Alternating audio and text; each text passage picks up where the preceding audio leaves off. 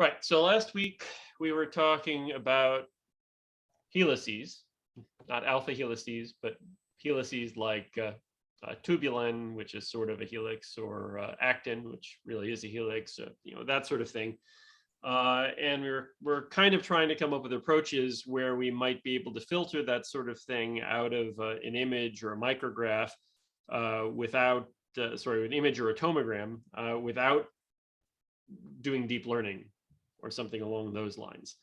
While I think deep learning is still a good and valid strategy for doing that sort of thing, it doesn't hurt to understand a little bit more about some of what's going on when you're looking at helical objects. So last week we got into that sort of side issue of talking about how to write your own processor and doing a little bit of kind of C++ coding, at least sort of showing where the code would go. The processor that we started writing last week is done, and at least it's tested in 2D. I haven't tested it in 3D, but I suspect it's going to be fine. I will just show it very, very briefly here so you can sort of see how it wound up. Let's see. Look at the .h file first.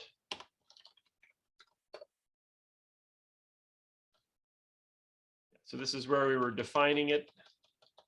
Maybe I'll make the font a little bit smaller. Is that still legible for everyone? Yeah.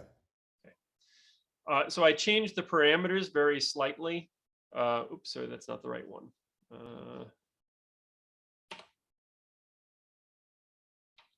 That's the model helix processor.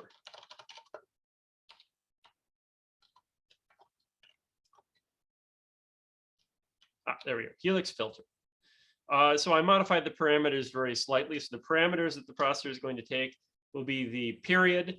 When we did it last time, we was using the cutoff frequency, which is similar to how we do the other processors, but Phil convinced me that using the period was a better idea. Then we have the alpha angle, which would be if you're doing a 2D projection of a helix, then that would be the orientation of the helix. And if you're doing a 3D helix, then you have altitude and azimuth, which are the two EMAN Euler angles. So either you specify alpha for 2D or azimuth and altitude for 3D. Then there's the width of the line in Fourier pixels, which defaults 2. And I added this new parameter, skip 0, which skips the 0th order layer line, and we'll look at that in a minute. And I added this option, return filter, which allows you to tell it to, instead of applying the filter to the image or to the volume, just return the filter itself.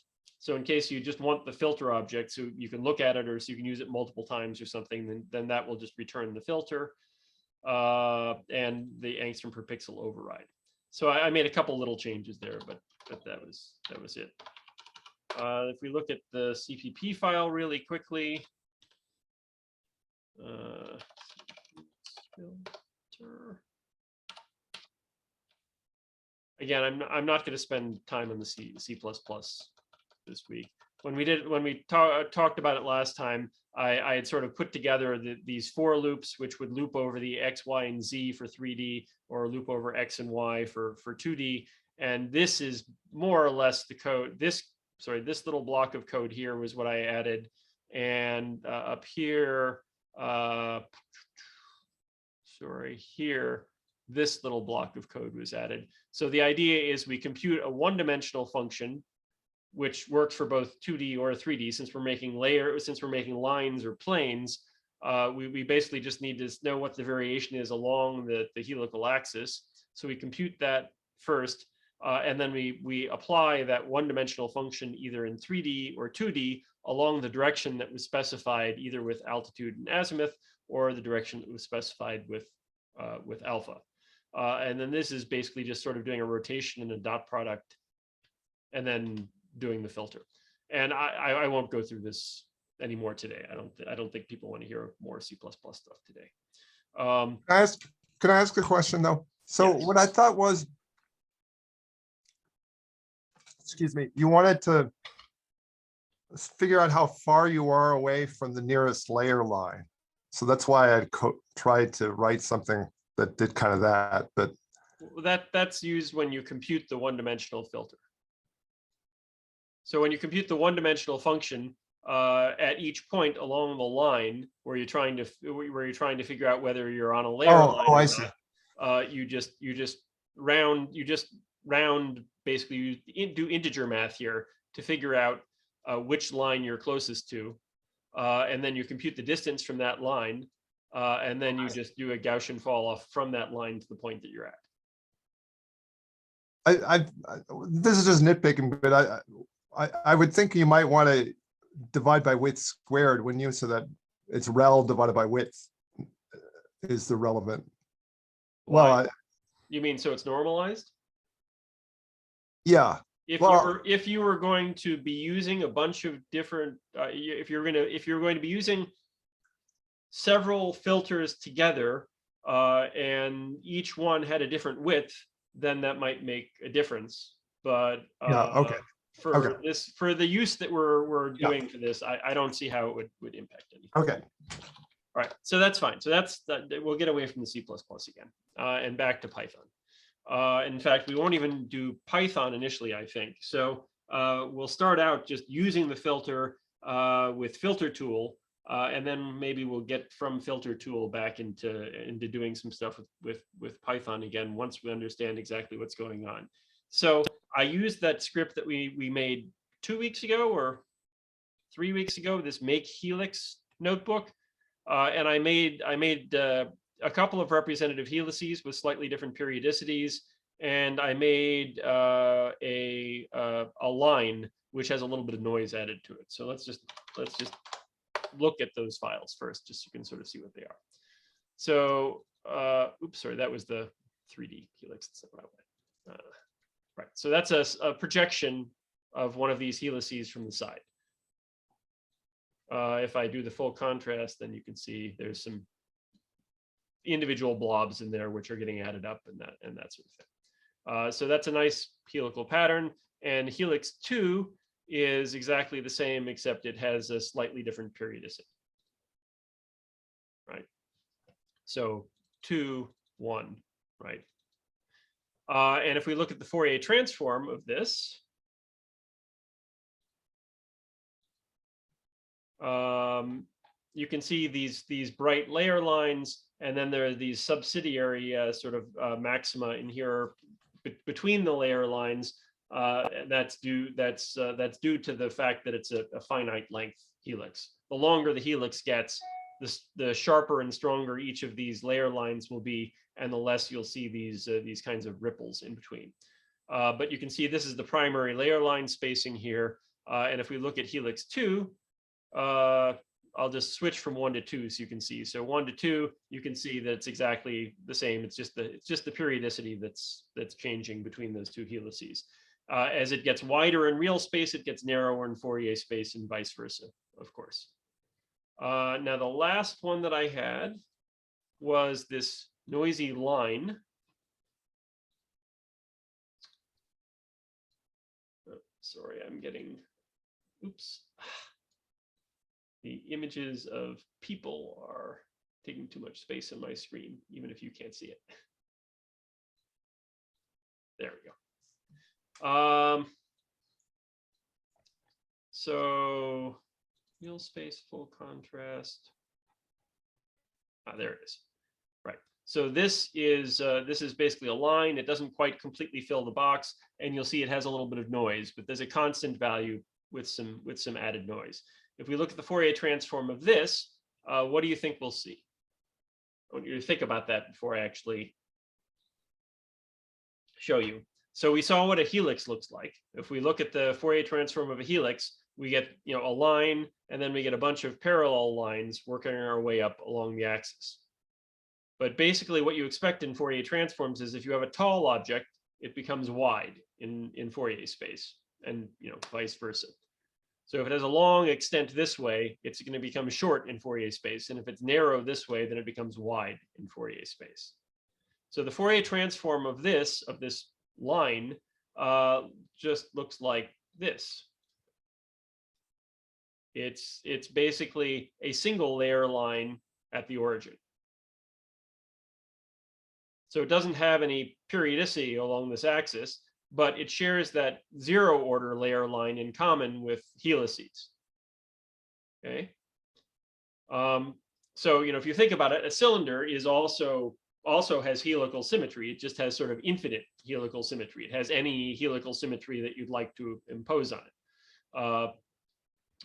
So if we include this 0th order layer line when we filter, then not only will we find objects that have a particular helical repeat, we'll also find any objects which have sort of cylindrical appearance.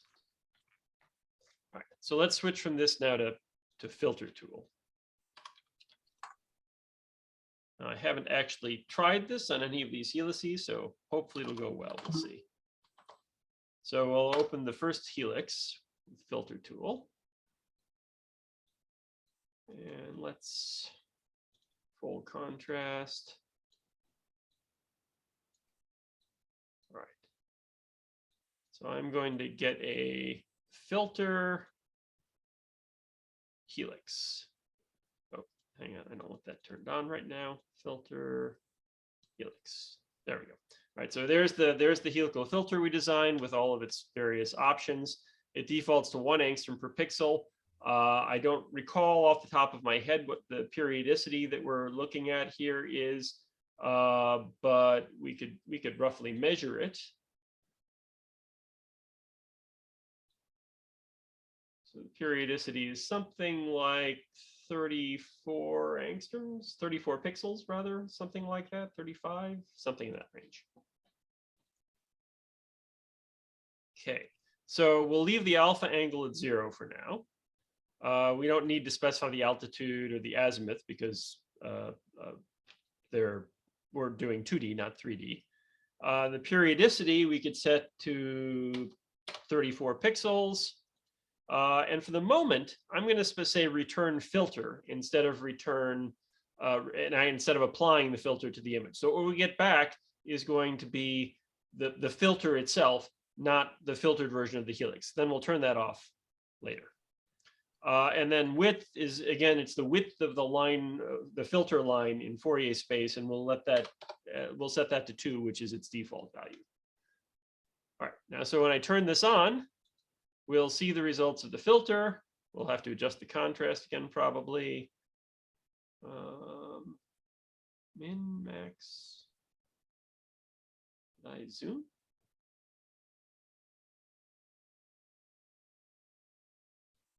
Why are we not seeing anything at all?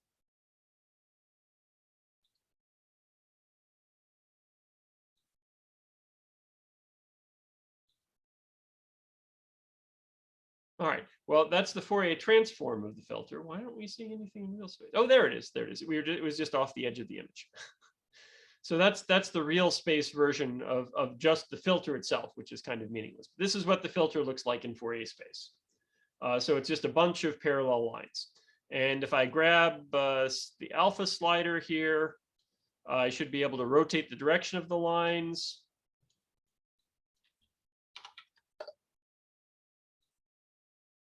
Right, so I can rotate the direction of the lines, which corresponds to rotating the direction of the helix. If I alter the periodicity, I can alter the spacing of the lines, and you can see the lines are some distance apart, which should correspond to the periodicity that I specified there. If I say skip 0, then it will turn off the 0th order layer line. Right, that would correspond to those cylindrical features that I mentioned that we might not want to have. Okay, so let's go back to real space again, full contrast, and let me turn off return filter. So we're going to get the filtered version of the image. So here, let's look at the image again. So there's the image again, and now I'll turn the filter back on, and there we go. Okay, so you can see now that having applied the filter, we see this very strong We can see the sort of reinforcement of the helical symmetry. We can actually see it sort of repeating. We're getting this sort of ringing at the end, which actually sort of follows the helical pitch. And if we adjust the periodicity of the filter, you can see what happens as we all right, let me make that go up a little further so we can go both ways. Oops.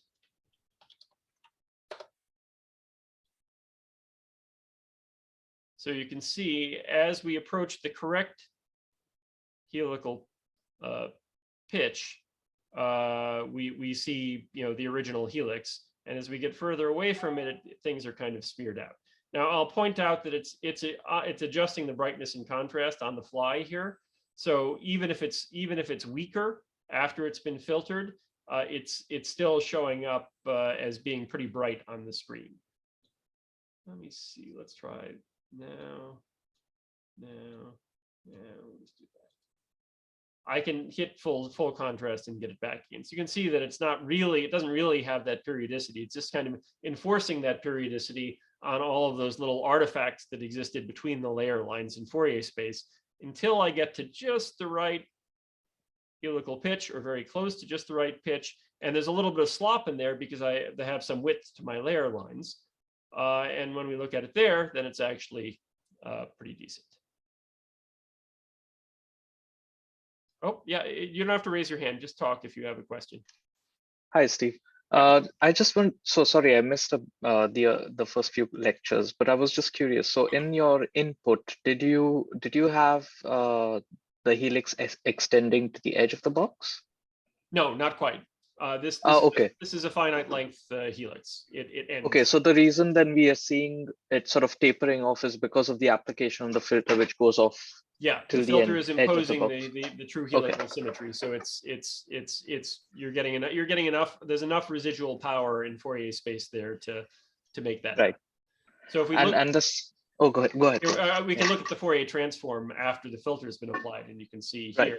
So if we turn the filter off, right, it looks like that. With the filter on, it looks like that. So it's getting rid of all those little ripples in between. But maybe we should make this a little narrower. That might actually. Here, let's do that. So as we adjust the filter width, you can see the effect of. Right. Yeah. And then the second sort of naive question is like, could you then use a cross correlation function to figure out the perfect filter parameters? Let's say the width, for example, or no, not really the width, but so say the periodicity. So you could just sort of compare different filters and look at the cross correlation across. Well, sure. I mean, you basically, so it's not cross correlation, right? I understand what you're asking though. So if you had a model helix, then you could do sort of a search around, all orientations and all periodicities or something like that.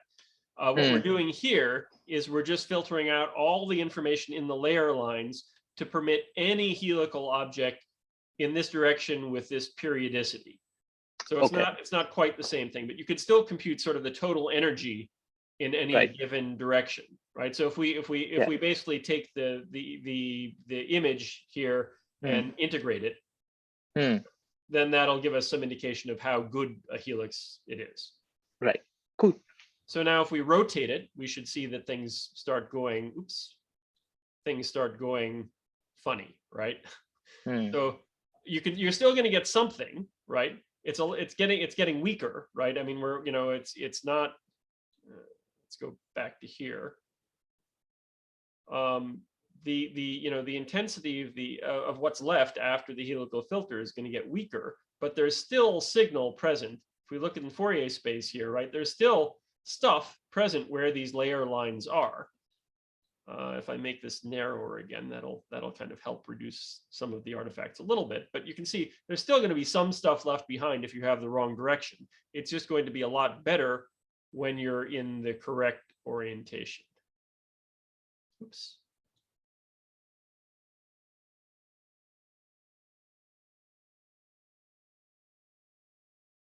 Okay.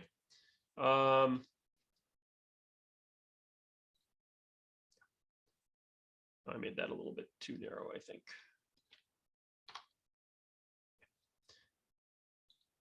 All right. So you know, this is okay. This is doing more or less what we want it to do. If we tell it to skip 0,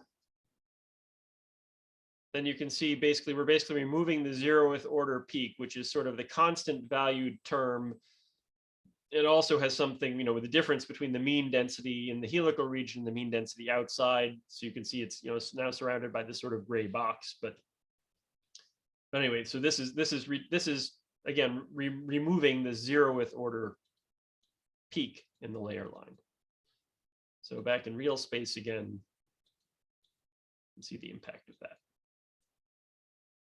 All right, so let's try this same filter on the other helix now. So I'll get this adjusted pretty well, and then we'll quit, and that'll save all of our parameters. So it should be about there. So we'll just quit now, and then I'll open the same thing with helix 2, which had the different periodicity. And you can see, you know, it's a mess because it has the wrong periodicity. And if we then drag our slider, oh, look there, we found the periodicity of that other helix. All right. So let's see now what happens if we, oh, let's try it on the cylindrical object as well. So I made the cylinder that had a little noise added to it.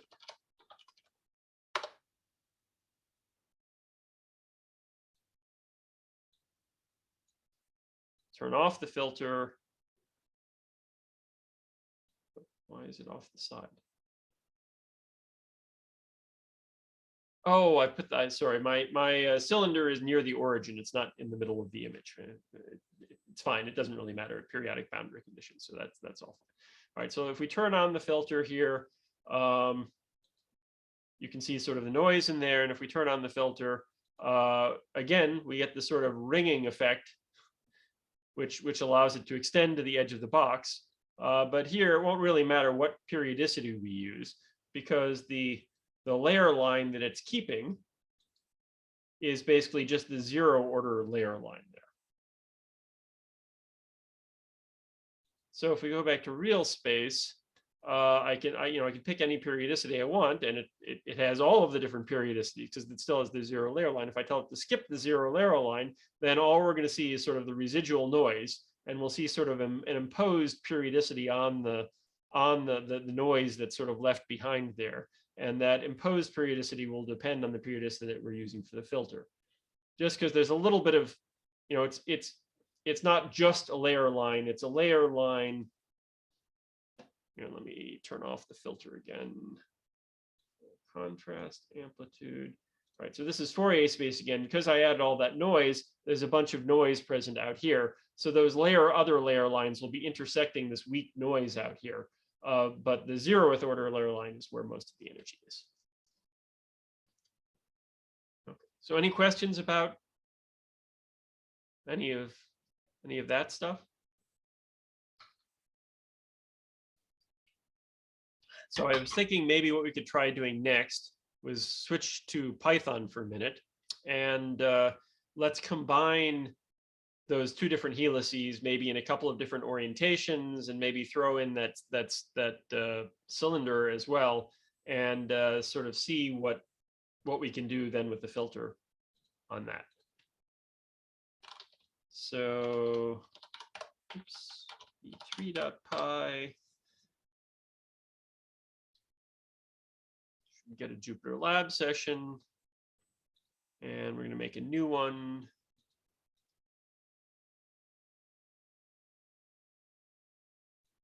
We'll call it assemble. So from EMAN2, import star. And I probably want to be able to do a little bit of display while we're doing this. So if you remember, if we want to use EMAN2 style displays while we're working in a Jupyter Lab session, we run e2 display.py -- server, and that'll open up this little window, which will give us access to the EMAN2 GUI stuff. And then we'll get our images. So we'll say A is equal to the first helix, and B is equal to the second helix, and C will be our cylinder. Noise line. Okay. Oops. Didn't I do that? Oh, lowercase t. There we go. All right, so now A should be a EM data object as we expect. And if I say E3 display, oops, E3 display A, actually we could say A, B, C. I think if we just do that by itself, it should work. It'll just, oh no, wow, it really didn't like that.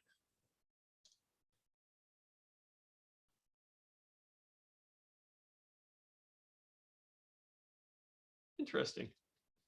All right, well, let's run the server again. This is a new feature, so it may still have the occasional bug, and I think we'll do it properly this time. Instead of just doing the data, we'll tell it that we need to tell it the type of object. All right, I'm going to open help E3 display again to remind everyone what and including myself, what the parameters are. So we need to specify what type of data or what type of visualization we want to use for the data. And we can optionally give it a name, and we can give the data set a name if we like. Should be able to take a list of data objects, though. Well, all right, let's just do it one at a time. And we'll say A, and we'll say image. Okay, good. That worked. Worked being a kind of relative thing, but oh, all right. So the reason this is black here, again, this is just for those of you who weren't here last time, is because I'm using a high resolution display here on this Mac. And what we're seeing here is sort of like the lower left corner of this because of the resolution disparity. So let me, the fix for that is to change my display resolution. So it's using a low resolution display instead. This is, you shouldn't have to do this, but Qt has some issues with the Mac displays. I mean, the Mac super resolution display strategy. So if we do this instead, and then we do this again. Yeah, there we go. Okay, so basically this is just going to be sort of a snapshot preview of whatever you're seeing right here. If we open the control panel here, we can manipulate it in various ways and that sort of thing, but it won't automatically update in the Jupyter Lab session. But since the image is here, you can work with this interactively via this interface here. Anyway, so there's our first helix, and we can. Let me try it again and see if it crashes.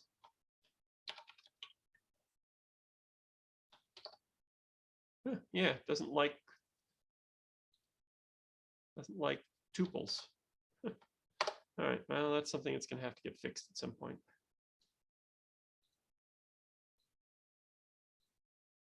I wonder if it likes lists better than tuples.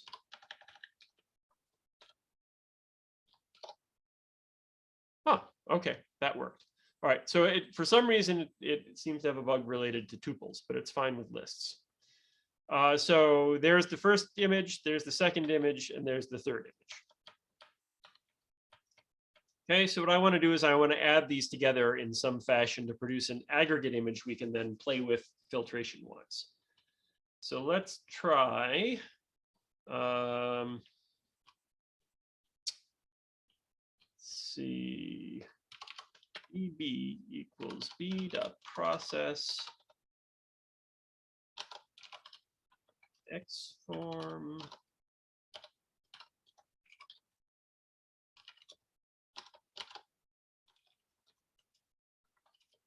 I know this is kind of messy. I could probably just say rotate. Yeah, given what I'm doing, maybe I should just say rotate.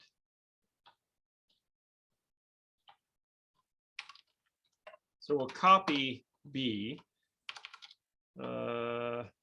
rotate. I think this works okay. Maybe 25 degrees. Let's see. Oh, all right. So the rotate is designed to take all three Euler angles. It's just sort of a shortcut to using the processor. So we'll just do 0, 0, 25. That should be an in-plane rotation. Okay, so now if I do a display and I include BB. Uh-oh.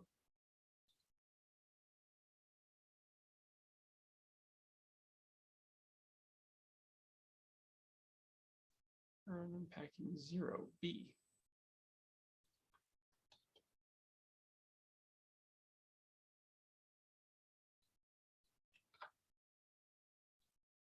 The nice thing is that we're not crashing our Jupyter Lab session. We're only crashing this sort of separate display server processor.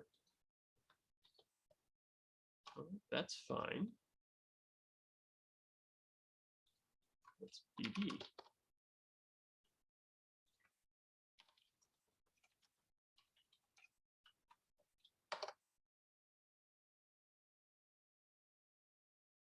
$512 by $512. BB should be fine.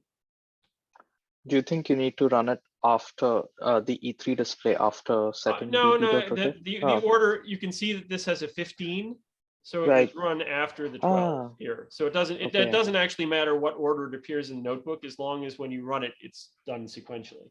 Okay. That's a good guess, though. All right, let me just do another. I'll put it in a separate window. E3 display, BB, image, test 2. Okay, that's fine. All right, so you can see that the helix has been rotated. Let's also try translating it. That's probably also wanting something 3D. So we'll say 60.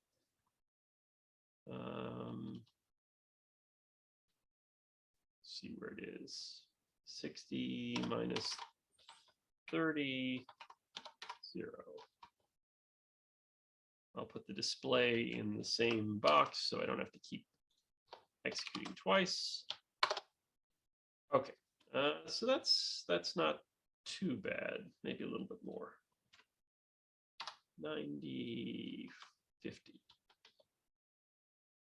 All right. So my goal is to put this helix so it won't intersect with the other helix that we're going to put in the same box. So let's do another one, and we'll make CC equals C. Oh no, sorry, actually AA. A.copy. AA.translate. We'll just move it a little bit to make sure it doesn't intersect. We'll make this minus 20, 40, 60. See how that works. Here we'll display AA.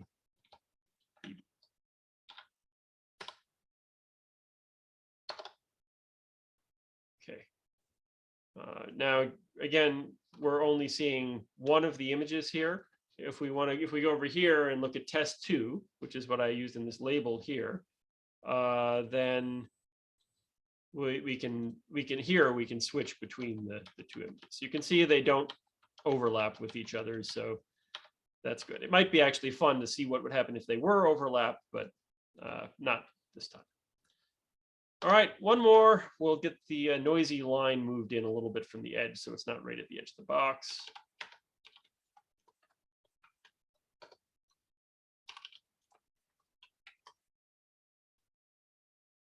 And I'll go ahead and leave that one in the same orientation as one of the two helices. 70, 0, 0.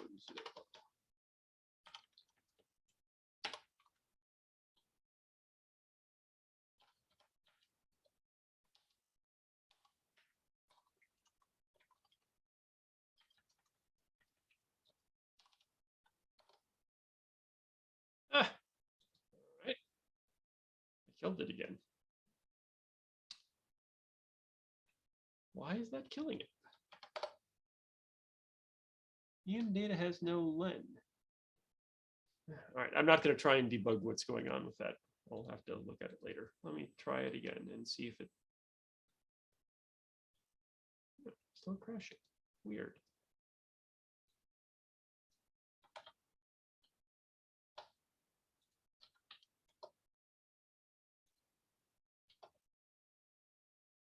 All right, it's just DD that it's upset about. Okay, so 0, 1, 2. All right, so we've got our 3 separate images.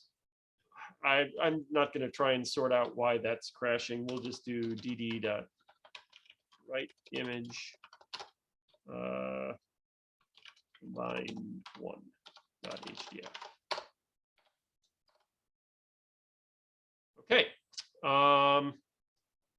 So we should be good now. We should have combined 1.hdf here. Maybe we should, well, all right, let me.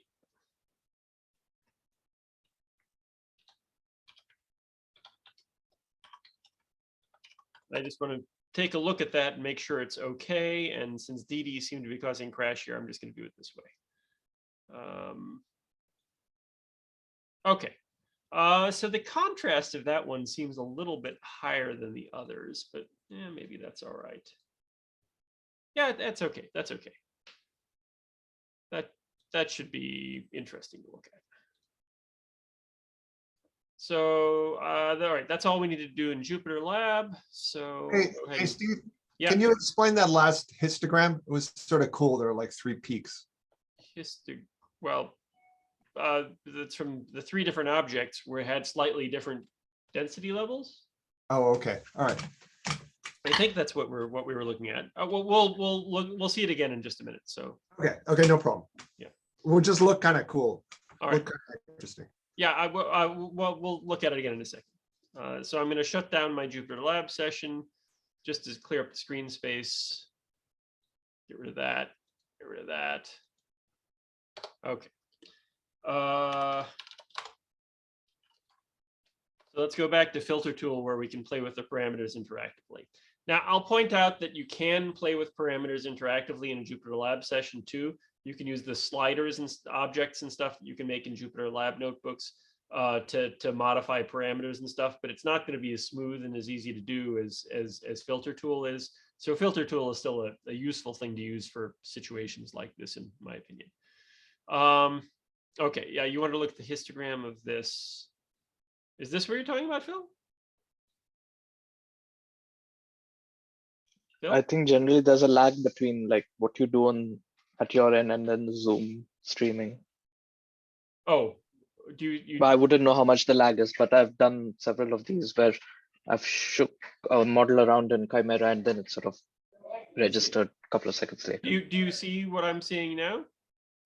Your mouse is on the second. Yeah. Okay. Tilted one. Yeah. My mouse is moving around right now. Yeah. Okay. I don't think there's much lag. Phil? Okay. Yeah. I was just curious. I mean, the peaks are sort of curious looking to me. Maybe you could just tell me what. Well, I think that this peak here is from the line here, which has a slightly higher density. Oh, I see. And then the peak here, I think is probably from these points in here. Oh, no, actually, no, the points here are the higher density points. So they're going to be out here. This is probably those points in the middle. I mean, it's basically because it's a projection. Yeah. You have that big drop, very steep drop off too. I mean, it's sort of interesting. Yeah. We could put the maximum limit. Oh yeah. Near the edge of the histogram, and then the minimum up on the other side, and then you can see which features are causing. Oh yeah, that's interesting. That's the methodology you just used is quite interesting. Yeah. Okay. Yeah, thanks. Yeah, that's what this is about, doing interesting stuff. Okay, so now the question is, can we use this helix filter that we just wrote to now sort of distinguish between these different types of objects? So the situation I'm imagining is if you're looking at a slice of a tomogram and you have actin filaments floating around in different orientations, but you also have cellular membranes and that sort of thing. So the cellular membranes are kind of represented by this, even though it's not curved. And then this represents a couple of different types of helices. So we'll leave the periodicity of the filter to what we had it set before. I'll turn off skip 0 for the moment. And the orientation is vertical right now. So let's see what happens if we turn the filter on. Okay. So the filter is going to be enforcing, a vertical cylindrical periodicity on whatever it sees. So you can see it turned what it did with that tilted helix, right? It doesn't look like an angled helix anymore. It's weaker, and it turned into this sort of vertical thing. So let's see what happens as we play with the periodicity. Let me make this. Okay, so we adjust the periodicity. Oh, look, all right, there we found the periodicity here. Now, we're not going to be able to find a periodicity that matches the other one, right? Because it's not in the right orientation. We might be able to sort of get a clue roughly what the orientation is. But if we wanted to really pull it out, we'd have to do some sort of a parameter search, right? Now, we can try and do it sequentially. So if I try and find something which looks like it may be kind of matching the periodicity of the other helix, and then we could play with alpha. Whoa. Oh, look. So as we play with alpha, it's like, oh, look, there's something strong in that direction. So once we've got the direction roughly right, then we can come back here and we can play with the periodicity. Okay, there. Look, we found pretty good parameters for the other helix. We can sort of tweak back and forth between, oops, sorry, I jumped in parameter space there. Right, so we could optimize the amplitude, the intensity of this helix here by tweaking these parameters. Oops, sorry, each time I grab the slider, it's shifting its value. Okay, so when we have it adjusted well for this helix, then it's not going to be adjusted for this one, and vice versa. So if we did if we go back to sort of full contrast here, you can see that the features for this other helix, it's spread out way spread out over space. So the features are much stronger in this helix where we have the parameters right. Now, of course, we're still getting this vertical line. The reason we're still getting the line is, of course, that we're keeping the 0th order layer line. If we turn off the 0th order layer line, we should be able to reduce it, but it's not in the right orientation. So we're still getting a little bit coming through here. Let's go back to 0. Right, so without skip 0, let me adjust it for the helix that we're looking at here. Okay, so now we're adjusted again for this helix, but we still see this membrane-like feature very strongly here because it does have helical periodicity. If we turn off skip 0 here, then it becomes a lot weaker. Now, if we do full contrast again, you can see the only thing that's left here is this noise, which still has some energy on the non-zero layer lines, which we're able to distinguish. So, Dr. Lutke, if I could, Yep. So that makes sense, because I was wondering, like, what's the utility of skip 0? And so it's basically to differentiate between cylindrical objects and helical objects. Exactly. Yeah. So that should allow you to sort of get rid of the features which don't have, the 0 order layer line represents infinite period, zero periodicity, right? So it represents continuous objects. So if you want to only find objects that have a specific periodicity, then you'd want to use that skip option. So that should allow you to get rid of membranes or other sorts of things like that. Now, the question is, how would we use this as some sort of a filter that we could apply to the image, since we've got these parameters that we have to deal with? Now, if you're talking about something like, an actin filament, and you know what the periodicity should be roughly, there's a little bit of slop here, right? You don't have to have the periodicity perfect. You can still get a pretty good filtration, even if you are off by a little bit. So So if you have something like actin and it's 2D and you know that the actin's in the plane, then you should be able to just have to worry then about the alpha parameter. So that maybe is the next thing that we might talk about. Let's say I know one of my parameters and I want to do an orientation search. This is something that we can't do easily in filter tool, and at least not unless we added another option to our C++ filter. Now you might think about it and say that, well, if I want to search, with like a 1 degree step, 360 degrees, isn't that something that I'd want to do in C++, not Python? So maybe we should add that functionality to the filter.helix. I would say that no, you don't need to do that for performance reasons. You might want to do it for convenience reasons, but for performance reasons, almost all of the math that's going on here is being done in the calculation of the filter itself and the Fourier transforms, and that stuff's already happening in C++. So as long as we can avoid doing that part of the math, the loop over the 360 degree angle, that's not really going to take more time, a substantial fraction of the total time. So we can freely do that in Python if we want. So let's go ahead and give that a try and see if we can do something. So let's go back to Jupyter session again. And I'm going to make a new notebook for this.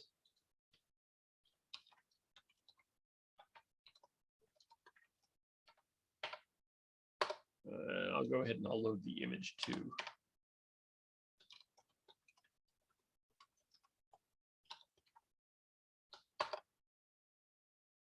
Okay. We'll go ahead and run the display server again.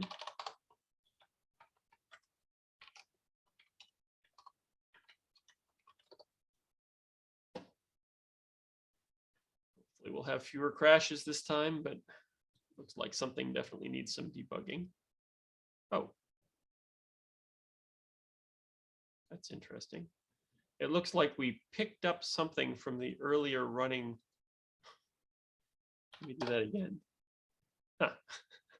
It looks like we picked up a communication that was left over from the old kernel when I quit it.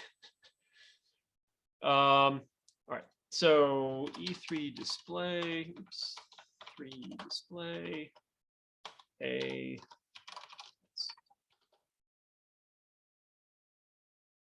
Oh, not test, sorry, image test. There we go. Okay, so there's our original image object. So what we want to do now is for A in range, and just for simplicity, we'll just go in 1 degree steps. Why not? So range 360. And then we're going to say, I don't want to use A since A is the name of my image. I'm going to say for I in range 360. I is going to be our angle, or how about A and G? Angle in range 360. So then B equals A dot process. So I want to make a copy of the image. I don't want to modify the image in place.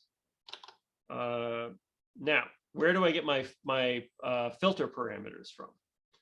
If you've used filter tool before, you may be familiar with the fact that filter tool produces this file which contains all the parameters from the last time you ran the program, and it's a human readable file which includes all of the filter parameters, all the processor parameters that you need. Now it's going to be, this is in the form that you might use it with a command line like e2proc2d, e2proc3d. So we'll have to adapt it to Python dictionary, but at least we've got all the numbers there in an easy to deal with fashion. Okay, so filter.helix, and then the parameters alpha, and we'll just make that 0.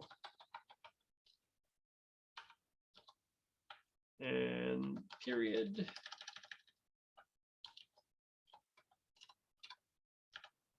And let's just make the periodicity 37. I think that was about where it should have been. And We don't really have to specify return filter is false. That's its default value. Please feel free to interrupt me and ask questions.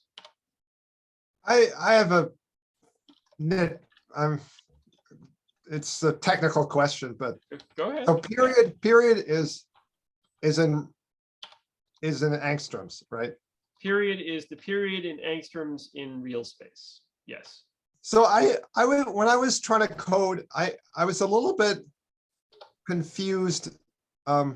So in the .h file, you define what are the allowable parameters that can get put into the processor. Yeah. And then in the CPP, you have defaults. You seem to set defaults, but suppose you want a parameter that doesn't have it, or you really don't want to have a default that has to be there. Like it wouldn't make sense to call the processor unless you gave it a period.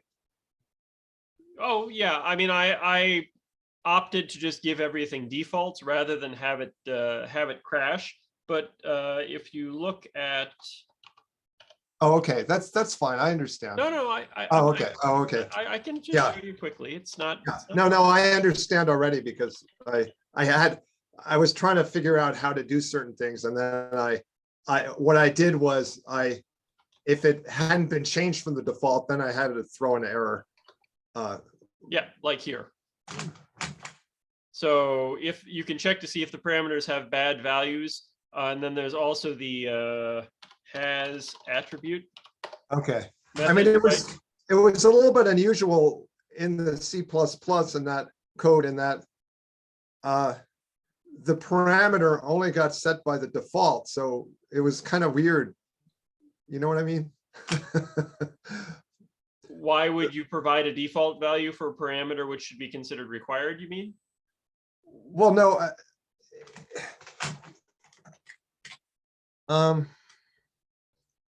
Yeah, I mean, why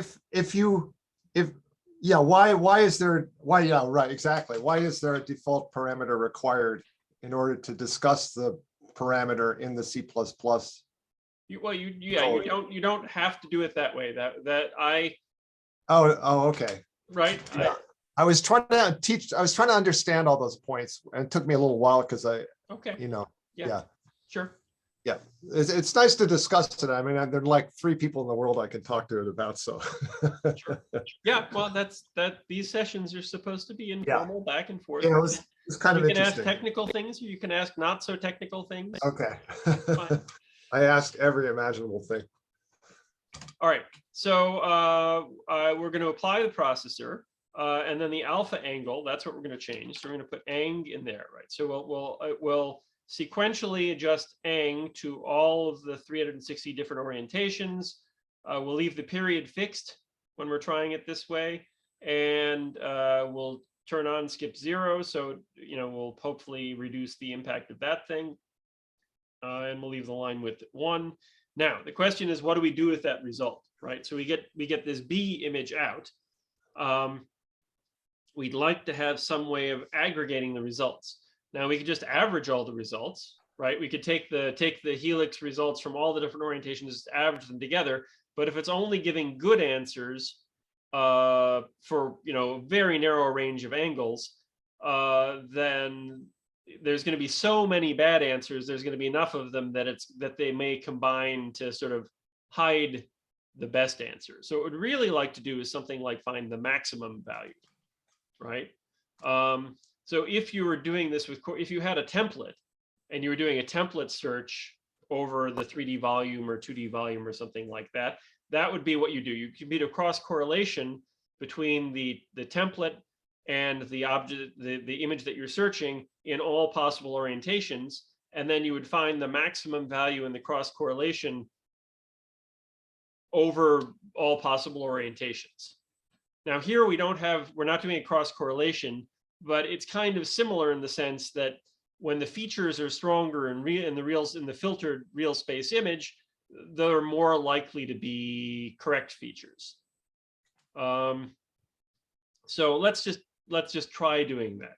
So there is an averager which allows us to take the maximum value of all the provided images. Oops.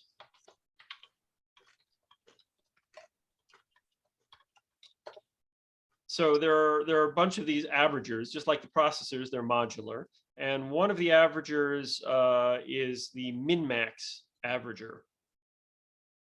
And it has an option which allows you to specify whether it should keep the minimum or the maximum. So if we do min-max, you can see finds the minimum or maximum value in each pixel. And if max is set, then it'll find the maximum value. Otherwise, it'll find the minimum value. So now we just need the syntax to use that. So I believe it should be avg equals averagers dot get min-max. I haven't done this in a long time, so I may get the syntax wrong the first time. We'll see. And then I need to tell it max true. And then here, all we have to do is say avg dot add image. All right, I'm going to break this up so I can get my syntax right. So we'll go ahead and create the averager here. Oh,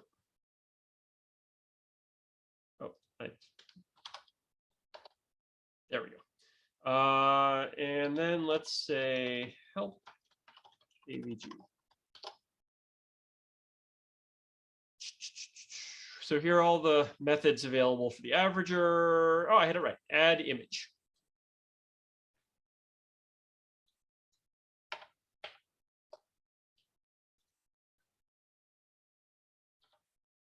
So add image B. And then, so I'm creating it again here. Get rid of this now. Add image B. And then here at the very end, result equals avg.finish. And that should return the final image, which contains the maximum value in each pixel location for all of the other images. So we're going to go over all the angles. For each angle, we're going to create a filtered version of the image. We're going to put all of those filtered images together into this min-max averager and then get the result out. And we'll make sure it works before we try and display it. Yeah, it worked. It was pretty fast too. That was almost shocking. E3 display, result, image, that's 2. I'm going to put it in a different window than the other thing we were looking at up there. And there we go. So what did we get? Is that perfect? No, it's not perfect, but oh, that was test. Sorry, there's test 2. If we play with the contrast a little bit here, we'll see that we did get pretty strong features for the helix that we were looking for, the one that had the correct periodicity.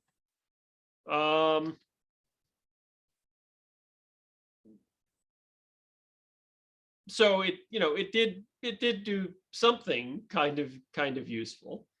Let's see what happens if we do exactly the same thing, but we turn off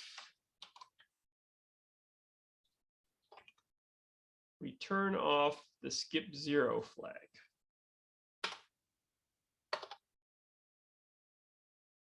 Okay, so now we get this really strong density for that line, the membrane.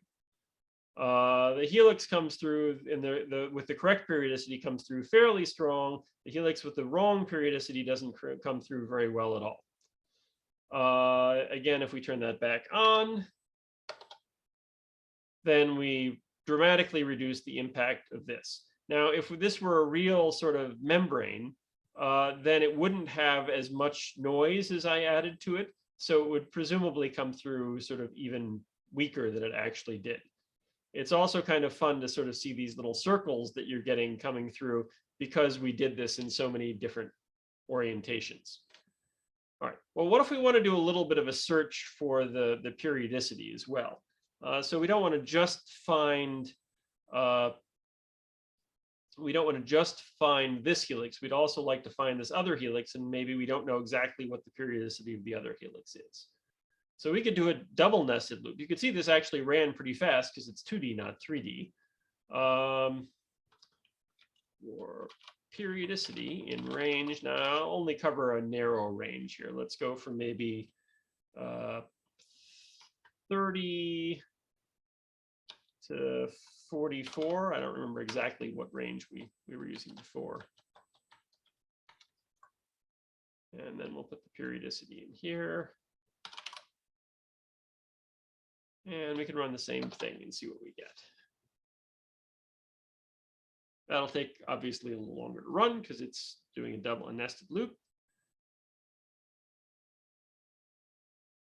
No, and there. So now we actually can pull out a little bit about this other helix as well. Now, again, this certainly isn't optimal. This isn't giving us perfect results since we're mixing together all of these different images. It's taking the maximum value in every location in every image. Maybe there would be a better strategy for us to use. Maybe instead of just taking the entire image, we should do some sort of additional filtration to try and get rid of outlier points which aren't matching very well or something like that. But it's not too bad for something as simple as this is. If you're just trying to pull out whether features present in the image have a particular periodicity or not, this should help you exaggerate the details a little bit.